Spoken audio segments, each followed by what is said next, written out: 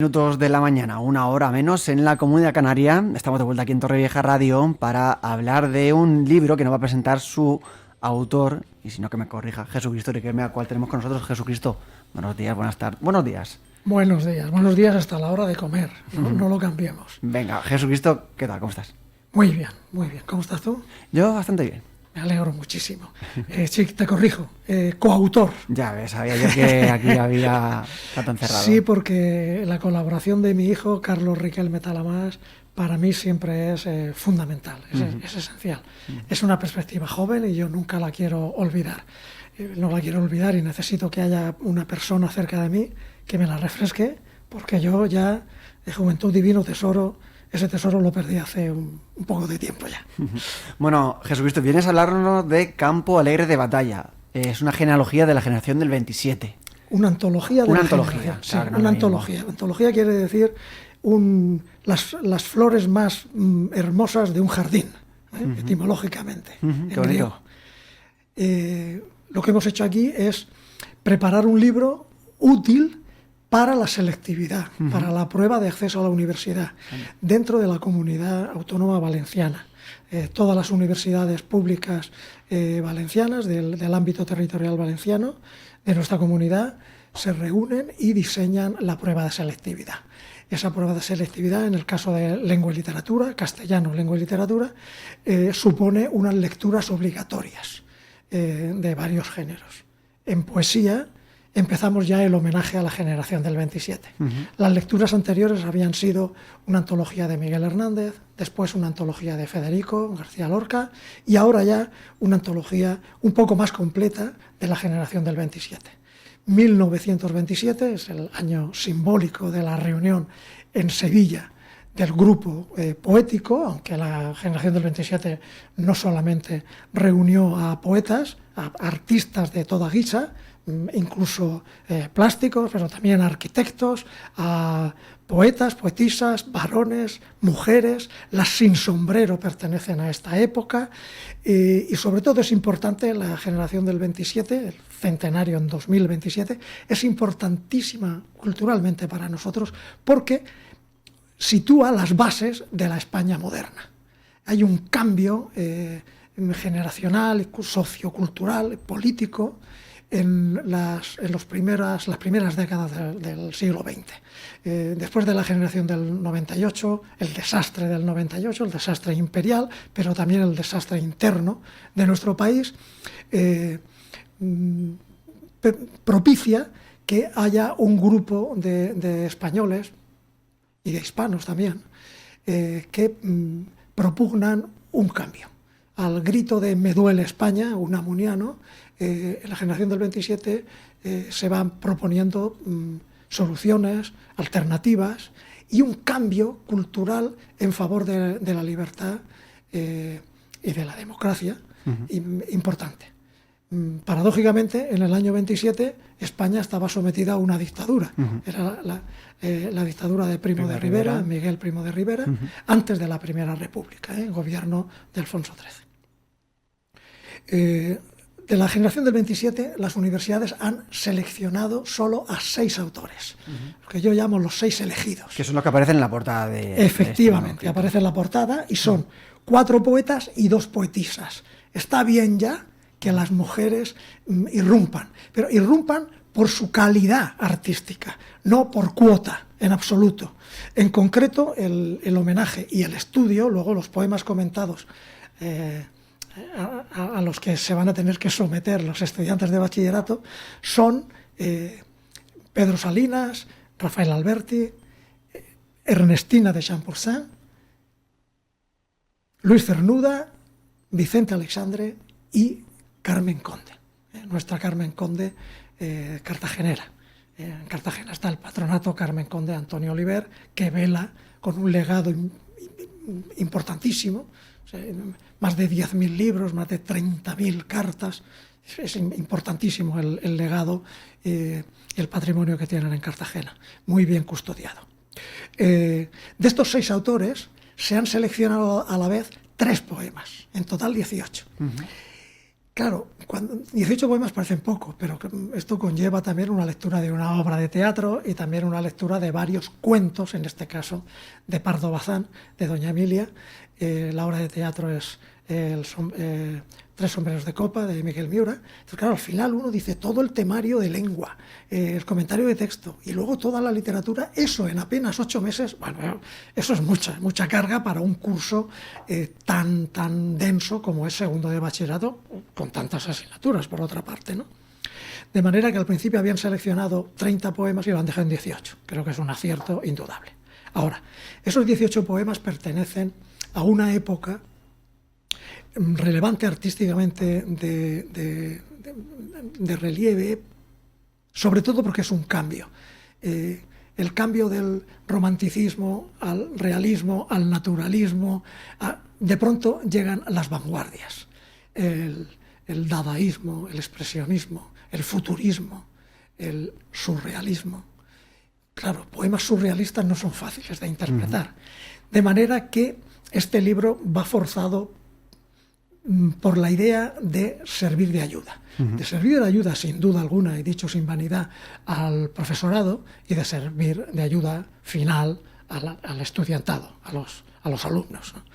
Los 18 poemas están comentados, no solo en general, de la temática, la estructura, algunas figuras retóricas, no. Sobre todo está comentado verso a verso y palabra a palabra, figura a figura, de manera que el que se aproxima al libro puede comprender el poema. Primero entenderlo, contextualizarlo, pero después de verdad saber qué está diciendo, a qué se refiere. Y finalmente, ya cuando puede realizar una lectura de tirón de los poemas, que son breves, pero con ese conocimiento, con esa guía, que no es ni sectaria ni definitiva, ofrece muchas alternativas de interpretación. El arte es abierto, por definición, es ambiguo. Si lo vuelve a leer, entonces puede ser que esa aproximación haga que hasta le guste el poema, se deleite, se lo pase bien y diga, vaya, el poeta, la poetisa son virtuosos, es una virtuosa de la palabra y me llena. Y después es importante también la temática, no por la temática general, que pueden ser poemas amorosos, pueden ser poemas dedicados al progreso, en todos los sentidos, mecánico, social, sino sobre todo por el tipo de lenguaje y por el tipo de detalle. En el amor, lo que se destaca en esta poesía moderna en ese momento, hace 100 años, y modernísima ahora, 100 años después, es la libertad de amar, el poder amar, y sobre todo la entrada, la irrupción del erotismo, el placer del amor, el placer sexual, llevado a la palabra. No hay expresiones burdas, no hay expresiones soeces, sí hay aspectos sublimes en la elaboración del poema. Y después también se da entrada a un aspecto quizás un poco más delicado, que es el de la poesía homoerótica. De esos 6 selectos poetas, 4 fueron bisexuales o bien homosexuales, reconocidos. Yo he podido estudiar 309 cartas inéditas manuscritas de Vicente Alexandre y en ellas claramente se aprecia esa inclinación, esa deriva que hemos definido como homoerótica, por utilizar un término muy elegante. Él fue bisexual, tuvo lances amorosos con mujeres, pero también los tuvo con varones. Bueno, esto es meramente descriptivo. A nosotros lo que nos interesa es cómo esto se plasma en el atrevimiento, en la libertad, en el arte, en una poesía hermosa. Hay un poema de Alexandre, ya que lo cito, que se titula Se querían, y dice, en 4 o 5 estrofillas cortas, dice, se querían, y al final dice, se querían, sabedlo. Es decir, es una reivindicación del amor puro. Y no enarbolan banderas de arcoíris, no hace falta. Otros autores, Luis Cernuda. Luis Cernuda era un declarado homosexual, no tenía ningún problema en confesarlo. Federico García Lorca, por ejemplo, no era un autor que concediera ventajas en la interpretación, ventajas incluso lingüísticas, pero no hacía falta, porque todo el mundo conocía a Federico García Lorca. Pero en los sonetos del amor oscuro uno los lee y pueden ir dirigidos a una persona de un sexo o a una persona de otro sexo, no importa. Pero sabemos que ahí van dirigidos, por eso se llaman, se les puso el nombre posterior, sonetos del amor oscuro, van dirigidos a un hombre. Incluso las poetisas. Ernestina de Champurcier mantuvo relaciones con Carmen Conde, la otra poetisa, y Carmen Conde prácticamente casada con Antonio Oliver, pero mantuvo una relación sentimental durante toda su vida, hasta los 80 o 90 años de cada una de ellas, con Amanda Junquera. Esto es conocido, aparece en toda la bibliografía, pero aparece también en sus cartas, en el epistolario que guardan celosamente en el patronato de Cartagena, que he mencionado. Sin esta clave homoerótica, muchos de los poemas no se entienden. Y a veces decimos, bueno, no sabemos a quién se refiere, no, hombre, pero de pronto dices, no, es que se puede referir a una persona de su sexo. Por eso está gritando poéticamente, porque lo que quiere es defender esa libertad, esa posibilidad de amar a cualquier ser humano. O en otros casos, por ejemplo, el caso paradigmático de Pedro Salinas, el poeta que da nombre a la UNED de Elche, UNED Elche Pedro Salinas. Pedro Salinas, en su trilogía amorosa, la de esta época, de los años 20 hasta 30, la década de los 30, en la trilogía amorosa famosa suya, que empieza con mi voz a ti de vida, la voz a ti de vida, escribe a una persona que es el sujeto lírico de los poemas, es la protagonista, la persona protagonista, una mujer, y la crítica se devanaba los sesos pensando en que está inventada, porque no es su mujer, no recoge, no es el retrato de su mujer, es un invento, es una quimera. Claro, 30 años casi después de fallecido el poeta, en el año 51, se descubrió, porque lo descubrió ella misma, que esos poemas estaban dirigidos a una estudiante, una profesora estudiante norteamericana que había venido a los cursos de verano.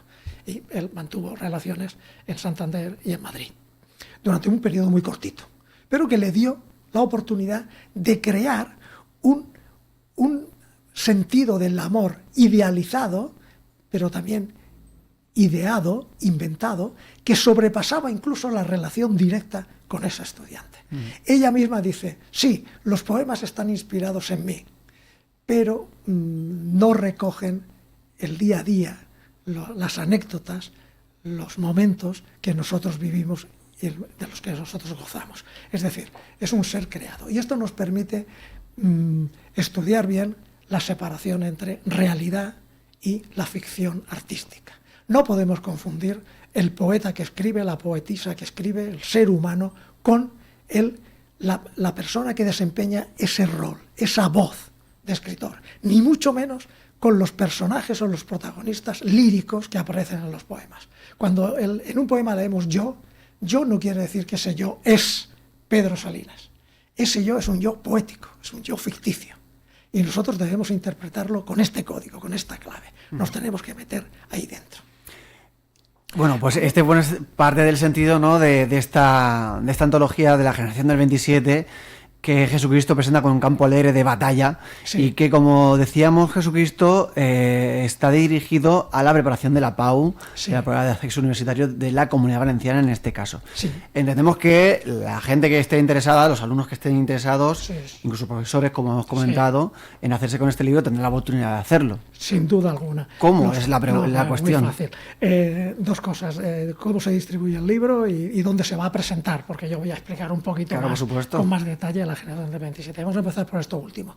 La presentación se va a llevar a cabo en el Casino, en la Sociedad Cultural Casino de Torrevieja, el día 25 de septiembre de este mes, que es un jueves. Es un jueves a las 8 de la tarde, y yo invito a todos los profesores que tengan curiosidad, al público en general, a que participen de esta presentación, y colaboren e incluso hablen esa tarde de jueves tan especial que llamamos juernes, de 8 a 9 menos cuarto, 9, y a esa horita pues ya empiezan a disfrutar del fin de semana docente, ¿no? Del fin de semana profesoril. El libro se distribuye a través de librerías normales, están en todas las librerías, la librería Papelería Trini, Torrevieja, Santos Ochoa, donde se quiera, pero directamente los institutos, cada departamento de cada instituto o de cada colegio, con bachillerato, el profesorado selecciona las editoriales, las ediciones que quieren proponer como lectura directa para llevar todos el mismo libro, que eso es muy cómodo, ciertamente, a sus alumnos. En concreto, la editorial Micomicona ha ofrecido un pack donde recoge los 3 libros, las 3 lecturas, las que hemos citado. Doña Emilia Pardo Bazán, la selección de cuentos, 3 sombreros de copa, de Miquel Miura, y Campo Alegre de Batalla, la antología del 27 nuestra. Ahora mismo sabemos que llevamos un poco más de 150 institutos y colegios que ya se han adherido, que ya lo han solicitado para sus estudiantes. Esto supone aproximadamente, no menos ya para empezar, de unos 8.000 libros. Hemos hecho una tirada de 15.000. Yo estoy convencido de que vamos a sobrepasar los 200 institutos y colegios, ¿no? Este es un libro, la colección, pero en concreto este libro, es un libro un poco extraño. Como ya tenemos la experiencia de las antologías con un formato similar que preparamos, mi hijo y yo, para Miguel Hernández, después para Federico García Lorca, la de Miguel Hernández en ámbito nacional, en ámbito valenciano y luego específicamente en ámbito murciano. Han funcionado muy bien. Estamos desde luego ilusionados, esperanzados de que esto va a funcionar perfectamente bien. Quería explicar el Campo Alegre de Batalla. No es una expresión que yo me inventé. El título, sí. Muy rápido. El título se lo he tomado prestado, le pedí permiso a Rafael Alberti en uno de sus sonetos. Él termina hablando del campo alegre de batalla. Él define la vida como un campo de batalla, pero un campo alegre de batalla. Está dentro de la tradición de militia vita es, de la vida es la milicia, el ejército, la lucha, pero en un sentido optimista. Campo alegre de batalla. Aquí estamos para sufrir, pero no es un valle de lágrimas. Estamos también para disfrutar. Y para disfrutar enarbolando la bandera de la libertad, enarbolando la bandera del amor libre, del amor absoluto, del amor abierto y del amor sin cortapisas. La generación del 27 debe ser comprendida por nosotros 100 años después porque está vivísima. La generación del 27 es la que ha puesto las bases no solo de la España moderna, decía, sino también del arte y de la poesía moderna. Algunos estudiosos de la poesía contemporánea, de poetas vivos, por ejemplo, Luis García Montero, uno de sus estudiosos, Juan Carlos Abril, profesor también de la Universidad de Granada, es un gran conocedor de la generación del 27, es decir, y García Montero, por supuesto, ¿no? Es decir, que los grandes estudiosos de la poesía del 27 son ahora los grandes poetas y los grandes críticos de la literatura coetánea, contemporánea nuestra. Es decir, está vivísima. Y las figuras retóricas que hasta ese momento del 27, 1927, era la metáfora tradicional, luego se convierte en la imagen visionaria. Las visiones, los símbolos, que ya no necesitan un lenguaje surrealista, decimos de modo muy general, ya no necesitan aferrarse a la realidad comparativa, la metáfora, por analogía, que el elemento real se parece al irreal, simplemente. Nosotros decimos, tus dientes son perlas, ¿no? Porque se parecen, porque brillan, nos gustan. Sin embargo, ahora ya no es el parecido formal. En la imagen visionaria, en la imagen surrealista, lo que impera es la relación por la emoción. La emoción que te sugieren esos términos irreales, el poeta quiere compartirlos con el lector. Claro, esa emoción es ilógica, es irracional, no es por parecido. De modo que cuando no se capta esa emoción o no se comparte, incluso a veces la lectura puede resultar hasta cómica. Hablando de Vicente Alexandre, se decía que su poesía era cósmica. Y algunos otros poetas y críticos decían, hombre, muchas gracias por añadirme la S, de cósmica a cómica, ¿no? Y una última cosa que querría decir para animar también al público y a los lectores. En algunos poemas se puede uno confundir con un poema en alabanza, por ejemplo, un poema amoroso. Empieza así diciendo un poema de Pedro Salinas, diciendo los dos juntos, solo los dos juntos. Y sigue, ¿no? En las alturas, estamos en Navacerrada, los dos aquí altos. Uno dice, bueno, pues es claramente desde el principio, es un poema de 24 versos, es un poema amoroso. Están los dos, quienes sean, dos seres humanos juntos. Uno sigue leyendo, y resulta que el poema es un elogio, una alabanza al coche, al automóvil. Los dos juntos quiere decir el conductor y el auto, la máquina que en ese momento, años 20, debido al movimiento del futurismo, recibe el panegírico, ese elogio, por las virtudes mecánicas que tiene. La velocidad vertiginosa, la posibilidad de ser libre y de alcanzar la altura de una sierra y poder disfrutar de la naturaleza y de la soledad. Los dos solos. Yo consigo ser feliz gracias al coche. Claro, cuando uno lee en internet interpretaciones diciendo poema amoroso, ¿qué tal? Dice uno, Dios santo, no han entendido nada. O sea, no es que los que le dedicamos más tiempo como exégetas captemos mejor la hermenéutica del poema. Es que hay rasgos, hay pistas, hay detalles lingüísticos que nosotros podemos interpretar porque conocemos también el contexto y conocemos al autor. Entonces, esto sirve de guía para no confundir en exceso al lector, al profesor o al estudiante, y también para abrir otras posibles lecturas. Esto aparece siempre en todos los poemas. Podría interpretarse así. No dejemos caer en saco roto esta otra interpretación. Por ejemplo, el poema Se equivocó la paloma, se equivocaba, de Rafael Alberti, tan famoso, tan conocido y tan cantado. Las interpretaciones son variopintas. Puede ser un poema amoroso, puede ser un poema social, puede ser un poema político, puede ser un poema de depresión del autor, de incertidumbre, que no sabe, de estado de ánimo. Claro, puede ser todo. Lo bueno del poema es que puede ser todo, pero en su contexto nosotros nos inclinamos a darle una interpretación histórica completamente justificada, sin poner el tablacho para otras posibles interpretaciones que enriquecen el poema. Y como ves, la interpretación del 27 es rica y poder escribir con pasión es lo que a mí me da vida y a los libros les da vida en un campo alegre de batalla. Pues ese campo alegre de batalla, como decimos, se presentará el próximo 25, ese jueves 25, en la Sociedad Cultural Casino Torrevieja a partir de las 8 de la tarde. A las 8, sí. Pues Jesucristo Riquelme, que vaya muy bien esa presentación y que se disfrute mucho de la poesía y de la generación del 27. Muchísimas gracias. Gracias.